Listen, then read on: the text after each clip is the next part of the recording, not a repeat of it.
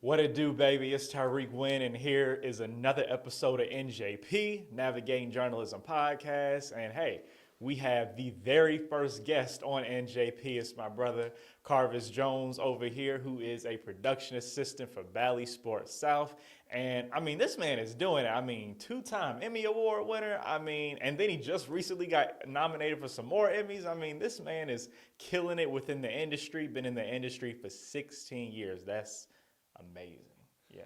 Thank you for having me. Oh yeah, of course, man. Well, yeah, we appreciate you so much for stopping by. So let's talk about Bally Sports South, man. Like, what is it like being over there working? Because it's some elite people over at Bally Sports. It's a lot of fun being there 16 years and get a chance to work with people like Trevor Skelton over the years, Brian Jordan, Nick Green, who else? I could think of Gordon Beckham and people like Dominique Wilkins, Brian Oliver, and I got to give a shout out too to Jerome Jaranovich. Miss him. Always great to work with, and like I said, get a chance to get front row seats of all the games, whether it's Truist Park of State Farm Arena. It's a blast. That's what's up, man. And so we actually in baseball season right now. So the Braves, Braves are playing right now. You actually do y'all do like a live Braves show or something like that? Yes, Braves live pregame and postgame show that airs 30 minutes before every and after every Braves game. So I'm one of the ones who edit the highlights, making sure Trevor Scales look good, who's our on-air host. And we have different analysts with, like I was saying earlier, if it's Nick Green, Gordon Beckham, or even Peter Moreland, just giving us an analysis of and the preview of every game. That's what's up, man. That's good. So as like a production assistant, like what are some of the things? Because I know you said you got to make sure the talent look good and stuff like that. But what are some other like specific things that you do within that position? Normally, I edit highlights. I do a little bit of research. Sometimes, if there are camera operators in the studio that needs assistance, I'm one of the camera operators sometimes too. So basically, I do a lot of production work behind the scenes and make sure that the highlights and stuff are usually 20 to 30 seconds. Just make sure it looks clean on air. You definitely don't want no color bars, no black videos in your spot. So I just try to make sure that all the videos that I edit looks good and professional. Most definitely. Yeah, that's what you want. You always want to make sure that stuff look good, stuff look nice and crisp. Because, especially like with a professional network like that, you want to make sure you're always putting out like good quality content. You know what I'm saying? So that's what's up, man. That's pretty cool. So you've been with them, you said you've been with them for 16 years, right? Yeah, 16 and a half years since November 2006. Wow. Okay. November 7th. Okay. So how'd you land that? So in 2006, I'm a member of the National Association of Black Journalists, and at the time I worked at Memphis Television. And I went to the National Association of Black Journalists convention in Indianapolis, Indiana. Got a chance to know some people in the industry since that was my second NABJ convention, my first a year prior in Atlanta, Georgia, of all places. So they have a job fair every year at the convention. So one of my friends over the years, Michael Eads, he introduced me to some people that at the time there was Fox Sports Regionals. And at the time, Michael Eads worked in Los Angeles as their Clippers pregame and postgame show host. So he introduced me to a recruiter, and the recruiter had told me that at the time, Fox Sports Southeast, there was, I guess, a second network was added because at the time, Turner South, they aired a couple of Atlanta Braves games when they didn't have Atlanta Braves baseball games being broadcast on TBS Superstation. So they added a new network trying to get more content and more teams. And another team, believe it or not, was the Memphis Grizzlies. So they needed someone who knew a little bit about Memphis Grizzlies basketball and asked me if I wanted to move to Atlanta. Told I was interested. And in October 2006, weeks after the convention, got a call from who soon to be my late supervisor, God rest his soul, Mike Iacchino. He asked me he asked me to come down for a job interview, came down for an interview, then got hired and came on in the Fox Sports family at the time in November 2006 and been there since. Wow, well, congratulations, man. That's huge. Wow. And shout out to NABJ too, because let me tell y'all something. For those of y'all who don't know about NABJ, National Association of Black Journalists, it is like NABJ got a special place in my heart. I know for a fact. NABJ is powerful, man. Yes, the networking, just get a chance to know a little bit what's going on in the industry, especially at the convention. We have some of the movers and shakers in the industry that comes to the convention. We've had some presidential candidates to come at the convention over the years. I can remember when then Senator Barack Obama made an appearance at the convention in Las Vegas in 2007. And a year later, he attended the Unity Convention to talk about his platform. And then I guess in 2019, before the pandemic, with the 2020 election, I believe Corbett Booker was one of the speakers at the convention. I think Bernie Sanders was there too. So, like I said, the movers and shakers and usually some of the top names in the broadcasting industry are at the convention too. Yeah, man, that's awesome. I was like, it's funny you mentioned because like I was listening to you talk about that. I was like, dang, like there would have been no way I'd have been able to be part of that because I was 7 years old when back in 2007. So I wouldn't been able to didn't even know I wanted to be a journalist back then. Like I was just being a kid. Yeah, man. But that's awesome. It That is. they be having these guests and stuff. And I'm looking forward to I know you're looking forward to Birmingham too. We're gonna be in Birmingham this year, y'all, in August. So. I'm looking forward to it as well because this is the first time we've had an NABJ convention in the southeastern United States since 2005, I believe it or not. When the NABJ convention was in Atlanta in 2005. So we've had regionals over the years, whether it was in Atlanta, Memphis, Little Rock, Arkansas, and then Birmingham was one of the cities that hosted the convention. I guess in 2019 when the convention was in Miami, that was like the closest one, I think, to the South. So Okay. Yeah, man. Like, yeah, we definitely looking forward to it. That's crazy. It's been that long though. yes, I'm ready for the convention to come back to Atlanta. Oh yeah. You know, it was funny. I was taking a look. I was telling somebody about that. And I was actually looking at the list like a couple months ago, and they had Atlanta on the list for like 26 or whatever. But I think they took it off or like switched Yes. that with something else. Yes, there was a lot of things that was going on behind the scenes, Yeah. and I think that after what happened, what was it in 2019 with the passage of the voter suppression bill through the House of Representatives, Georgia, in the Gold Dome, and I think some NABJ officials kind of took heed after what happened with Major League Baseball putting the All-Star game out of Atlanta in 2021. Should I say 2020? So Makes sense. yeah. Yeah. So so what are some other jobs that you've had within the industry? I know you've been Bally Sports South and stuff. Anything else you've done? 2 weeks after I graduated from college in 2003, got my first part-time job. I started part-time at the local ABC station in Memphis where I was a studio technician. I was a camera operator, so I did 3 newscasts a night during the weekdays, and on the weekends had 2 newscasts. So the station I worked for was the duopoly, the ABC station and the UPN station. So had a 5 o'clock, 6 o'clock, 9 o'clock, and a 10 o'clock newscast. So there was a lot going on and just trying to learn a little bit about the business. And then 2 days after I got hired, I even did a studio wrestling show where I was doing grill, where I was pulling the cable for the camera operators, making sure that everything needed to go where it needed to go. Because, sometimes in a live studio environment, we have wrestlers and stuff throwing each other out the ring and stuff. Crazy things tend to happen. Oh yeah, for sure. And Yeah. I was going to say 7 months later, I ended up getting my first full-time job at my dream job, WMC TV in Memphis, which is the NBC affiliate in Memphis. So in a lot of ways, it was just a dream come true because a year prior, I did my internship at the station, and I had so much fun working at that station. It's the station I always wanted to work for, and just to, get called, say that you've been hired, it was a dream come true, and I enjoyed every moment of it. Yeah, that gotta be a good feeling. Like when you when you apply for a job, you get that call saying you got that job. Like that gotta be a good feeling. Yes, yes, indeed. Because at the time I was 22 years old, and I believe, if I'm not mistaken, when I was hired, I was one of the youngest employees at the station. So that was a good feeling, to be one of the youngest employees, and like I said, getting a chance to work with some of the people I grew up watching, and it was a lot of fun. And just to get a chance to learn from them, gain a little bit of knowledge about what it takes to be successful in the industry and how to stay in the industry. Okay, yeah, some good nuggets right there. So you were in Memphis, right?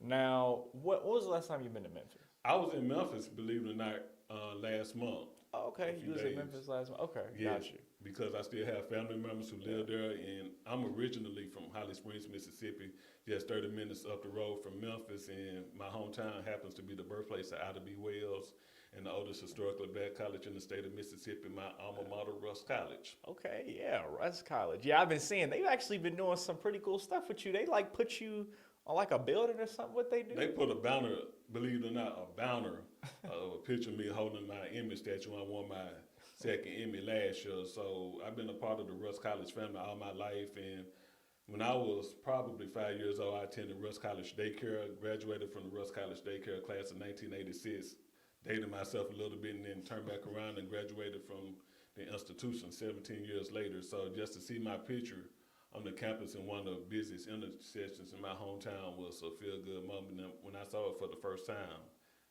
I nearly lost it. Yeah, I know. That's something that would like bring tears to your eyes. I mean, like you go to this college, right? You doing like you just out here doing your thing. The next thing you know, you go back to visit. They got a big banner in you. Like Yes. that's crazy. And you would think about that when you go to sporting venues, like when you see pictures of Trey Young or maybe Austin Riley at Truist Park, and some of the, some of your superstars around the NBA, even LeBron James in Las Vegas, just to sit in front of your hometown. And not too many people get the opportunity to have pictures of in themselves on a banner at a school like my alma mater. It was a feel-good moment because I remember a few years ago they had one of Ida Be Well. So just to be one of the few people, long as I can remember, to have that picture. Yeah, That's a cool feeling. Yeah, that is so cool, man. You give me ideas. I got to be in talks with Georgia State about giving me some type of a banner, a statue. I don't know, something. Yes. That's pretty cool, man. You talked about the Emmys, right? So last year had to be such an amazing feeling, such an amazing moment. I actually interviewed Karvis on. We have a AABJ, Atlanta Association of Black Journalists, interviewed him on our public affairs show about his Emmy win and stuff like that. And I know that just had to be such an exciting moment for you. Like, what was it? So of course there's the Emmy nomination, and then there's actually the actual event winning the Emmy. So I want to talk about the nomination. Like when you first found out that you were nominated, what was that feeling like? I was out of lots of words.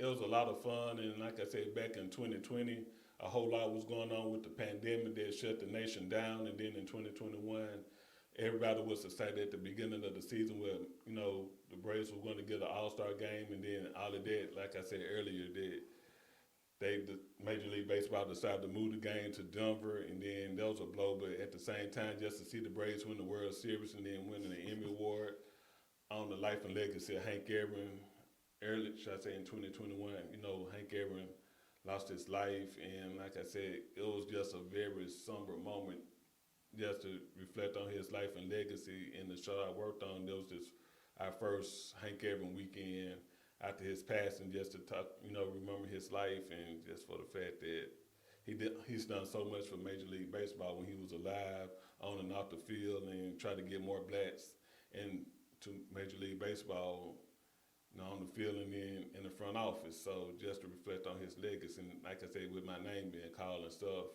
it was a feel-good moment, especially with the Braves winning the World Series. And there were a lot of great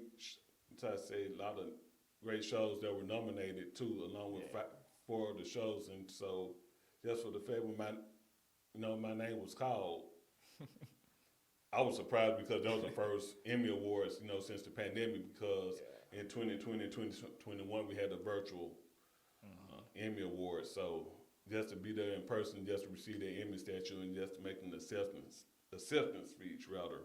Yeah. It was kind of cool feeling, and you were there too. Yeah, man. It was a great event. That was actually, like, for me, that was my first time just being in the room. Like, I didn't know anything about getting nominated, how to submit, getting in. I didn't know nothing. I was just there.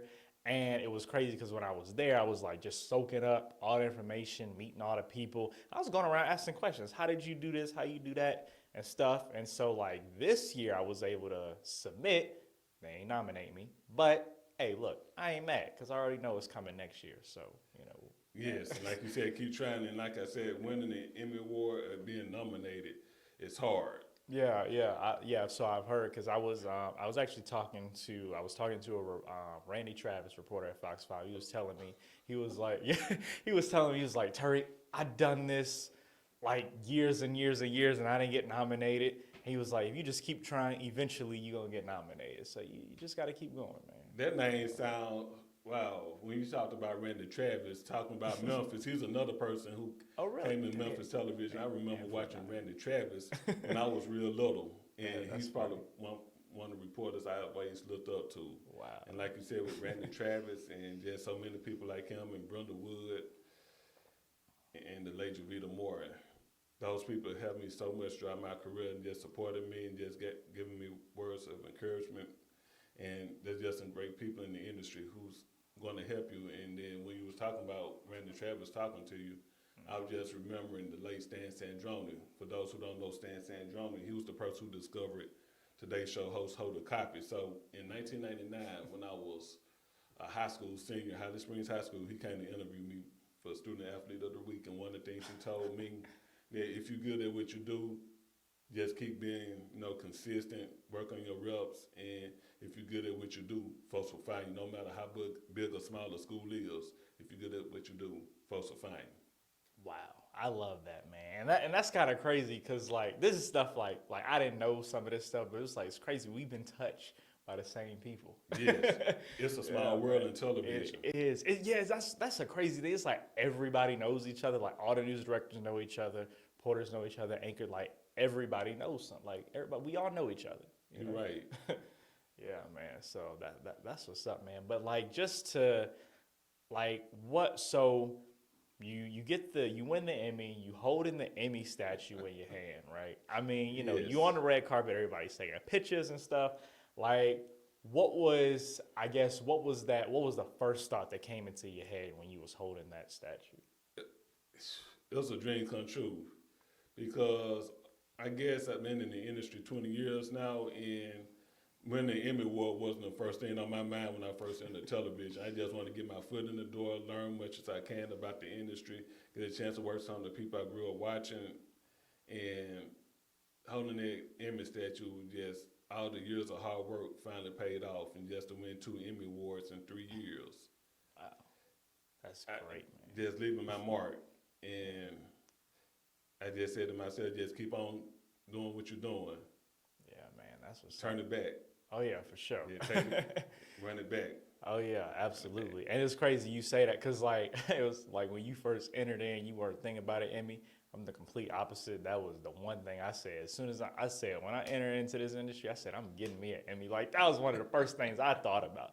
I was like, it's like, because you can do great work within journalism and stuff, and of course you can have your degree, but it's almost like when you get that Emmy, that's almost like a second degree, kind of. Yes. It's you official certified. It feel like winning the NBA title in television. Exactly. And I remember when I did my internship, the news director at the station I did my internship with, I'll never forget what she said in the memo one time to the employees since when I did my internship at WMC in Memphis. She always sent out weekly, messages to the group, the people around the station. And she said one time, I never forget that when you win an Emmy, you grant a stature. Wow. Yeah. Wow. Yeah, That's some really cool stuff there, man. Man, you've definitely been living the dream in the industry and stuff. Can you talk about? So we talked about winning an Emmy. Obviously, that's a high. Let's talk about a little bit some of the lows that you've experienced within the industry. Any obstacles that you faced? How did you overcome those? Wow, that's a great question because I just thank God that last month I celebrated my 20th year in the industry, and then given what's been going. Thank you. Yeah.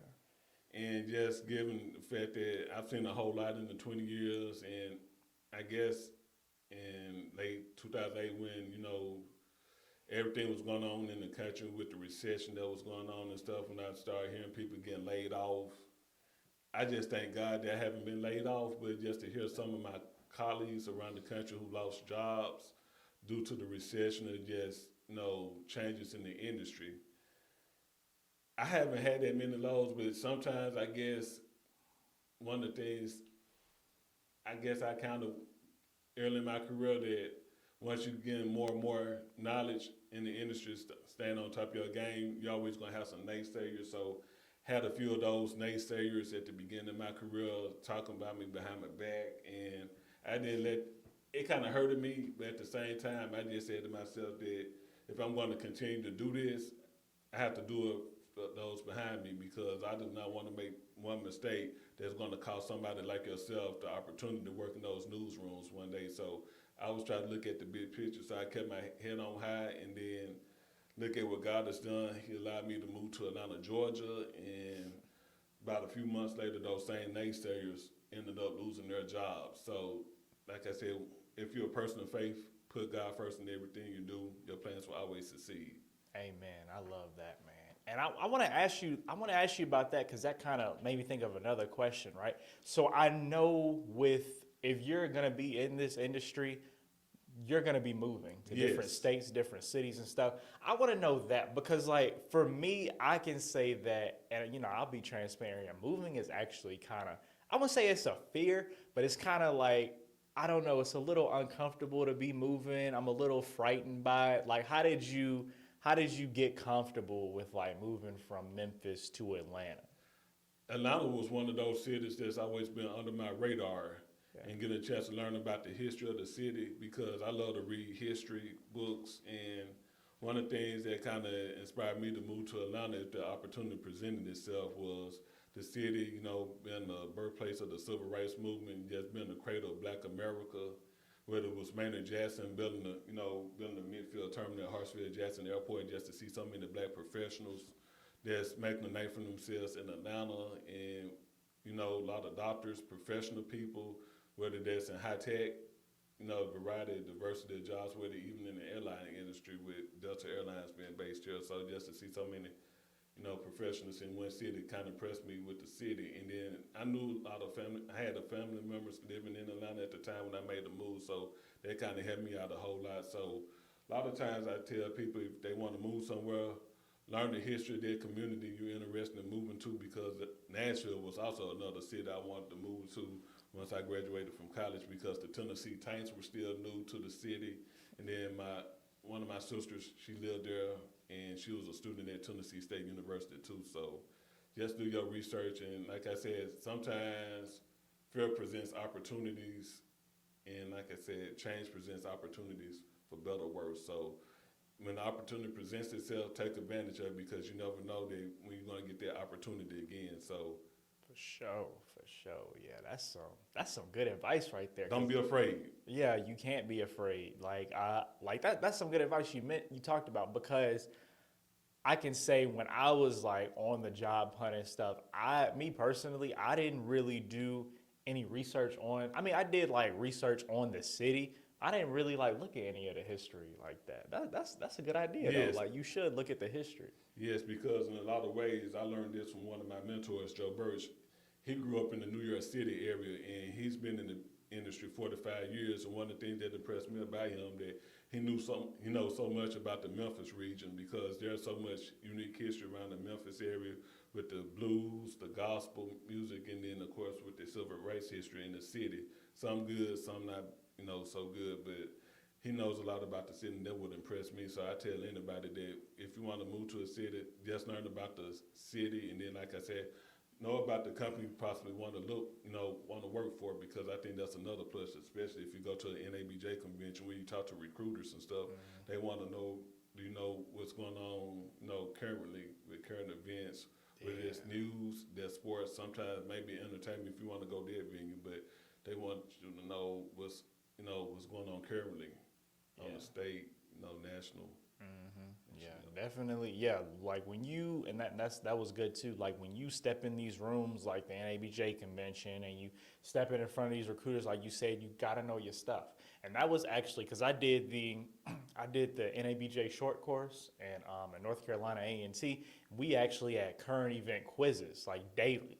They would be quizzing us on current events, and if you didn't get a good grade, they would like make you watch the news, read the newspaper and stuff. Like they are basically saying, if you're gonna be in this industry, you gotta know what's going on.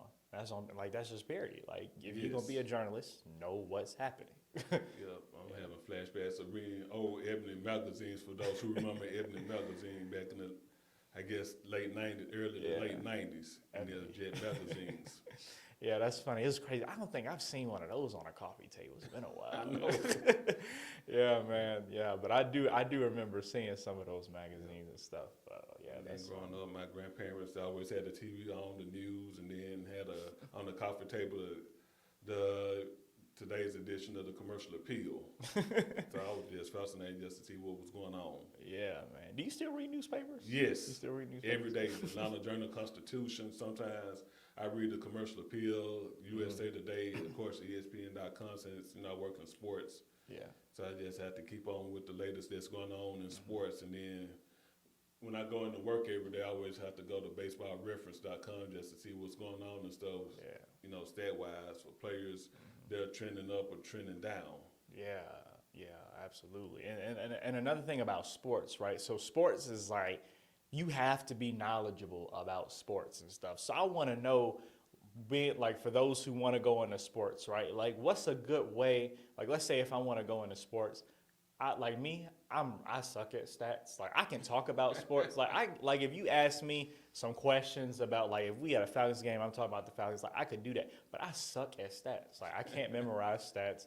I don't know what such and such, how many passes they had last year. Like I don't know. Like what's a good strategy for stats? I'm a basketball person and a baseball person, so go to basketballreference.com, a baseball reference, and they give you all the stats. That's a great tool. And then if you go to ESPN.com, when you look at the player's profile, you can go to their game logs and see what their career numbers look like, even for the last 5 games. So I think that people should look at that, and then also just learn the history of the game. Even though I'm old school when I'm talking about this, I always like to look at the encyclopedia, a World Book encyclopedia, even your reference books, with this World Almanac books are fast, or even, I think ESPN still, I don't know if they still make them or not, but they used to have a sports almanac every year or so. And then another great research tool I tell college students who want to pursue a career in the industry, get an AP style book, because that would help you out a whole lot. Yeah, getting that. I remember because that was one of the requirements for our college, like first college journalism class, to get an AP style book. Because that let me tell you, that style book is like a savior, yo. Like that thing has really helped me tremendously write articles, just writing journalism. Period, yo. Like Yes. yeah, AP style book for sure. And then don't forget about the dictionary too, because I know with these new words that's coming out and stuff, that dictionary that can be your best friend. Most definitely. Because I can tell, and it's crazy. Like being in two things that's my best friend. Well, a couple of things is the AP style book, the dictionary, and then also Google. Because sometimes like I'm in TV and radio, so if I see a name I don't know, I have to go on Google, be like this word pronunciation, so they can pronounce it to me. Because pronunciations to mess you up for sure, man. That's good, man. So. I want to talk a little bit about this. So we got NABJ coming up, NABJ convention. It's going to be in Birmingham this year, first week of August. A lot of people are excited about it. I mean, hotels is overflowing. Like this convention is going to be big, right? Yes. So for those maybe people, we got some first-time convention goers out there. How do you navigate the NABJ convention? What is it like? When people get there for the first time, if this is their first convention, what are they going to see? What are they going to experience? Wow, that's so much I could say. I think for some of the first time people, they may be starstruck and maybe seeing some of the on-air people that they see on TV, on locally and even nationally. And then get a chance to talk to people and network with people with the receptions, all the food. You have to get there early if you want to get the food, because a lot of times when you have a lot of food in receptions, they will be gone quick. And like I said, get a chance to see people network and mingle, and then workshops going on every day. And then, of course, the Sports Task Force Party, that's one of the highlights of the convention every year. And like I said, getting a chance to know people on a, first name basis, and just find out what's going on in the industry. Just listen to some of the executives from all the networks about their strategies moving forward, and just, the courses and stuff about what they expect, and then give you news writing. Okay. So you got a variety of stuff. All right, awesome. Yeah, and you talk about like the celebrities, that be coming out. It'd be crazy. Like we had, it was Diddy, right? That performed. What was it? Or who was it that performed? I can't remember. I know. I'm having a brain freeze I right now just thinking about it. I remember. I think he performed at the task force party. Yes. I think. Yeah, on stage. Yes, It was. Las Vegas. last Yeah, in year. Vegas. Yo, let me tell y'all something. Yo, we was lit in Vegas. We had a blast. Yes. Yeah, we had a blast in Vegas. I remember him. We had Sonya from the Housewives of Atlanta, and then we have John Legend too. Didn't he? Yes, he came to the convention. Yeah. John Legend. It was. Because one of my former bosses told me that she had to leave the job first so she could get in to see John Legend. Yeah. So yeah, the celebrities gonna be us. I'm excited to see Yes. who we gonna have this year, man. And it's just gonna be exciting. And we gonna get there. We gonna have a good time. And hey, we just gonna enjoy each other's company. That's right. And then the book fairs too. You got a lot of people who just come out with books, and that's a lot of fun. I know last year that one of my good friends and mentors, Mark Spears, who works for Enscape, and then Gary Washburn, they co-authored the book with former NBA player who played with the Seattle Supersonics. I can't think of his name right now, but they had an autograph session, and he attended the Spencer Haywood. That's his name, Spencer Haywood. Okay, Yeah, cool, man. NBA legend. So. All right, yeah, and then a couple more things. But we talked about mentors, right? Yes. How do you go about getting a mentor? What is that process like? I think introducing yourself to people, and then, like I said, just one of the things I learned over the years too, and I think that thankfully internships helped me out with this. Just getting a chance to know my mentor, Joe Birch, and just talk to him, talk to people, and just get the chance to know them more and more. So building that relationship takes time. Yeah. It takes time. So it's not a fast process. So once you start building your resume and your portfolio, you probably want folks to look at your work and give you feedback. And like I said, don't be afraid to ask questions and stuff, because I tell interns all the time, there are no questions, no dumb questions. So get a chance to build those relationships and just learn what it takes to be successful in the industry. And I know there's gonna be, like you said earlier, there's gonna be some higher ups, and you're gonna be down sometimes. And a few weeks ago when I went to a conference here in Atlanta, Maria Taylor said, "Don't be afraid to make mistakes," because I think a lot of times too that coming into the industry, people want to be like perfect what they see on TV, but you're gonna make mistakes. And so, like I said earlier, just keep being consistent and build those relationships. Everything will come. No doubt about it, man. Yeah, it's all about building, growing, making connections, developing those relationships, man. Especially in an industry like ours. I mean, we have to be people. You know what I'm saying? So, I mean, we always talking, socializing, building, connecting, growing, and that's literally what it's all about. Now, this is NJP, Navigating Journalism Podcast. If there was one thing that you could change about the industry as a whole, what would it be? Wow, I think I would love to see more diversity in the industry. I definitely love to see diversity in the industry, because it's concerning now, especially as this country become much more diverse, that those people who making those decisions, making the decisions and stuff, probably don't reflect some of the communities that they serve. So I think if we had more representation in the industry, especially in the communities that we serve, I think I would love to change that, especially in the changing landscape. Okay. So let me ask you this. So, because the goal of NJP, of course, is not just it's actually the goal, one of the goals for NJP is to actually kind of put influence on the industry, help change a couple of things. So what do you think that we could do, or maybe some you could do, to get to that point where we have a lot of diversity within the industry where it needs to be? I think more training, and then develop a pipeline for college students and those who like to pursue a career in the industry, and just give them opportunities, because I think a lot of times too, just having access is very limited, especially with people depending on what background you're from. It just affluent people get those opportunities. But when I was doing my internship, thankfully I was able to work, and get from point A to point B, because with some of those internships, it may take some people an hour to get to their place where they need to do those internships. So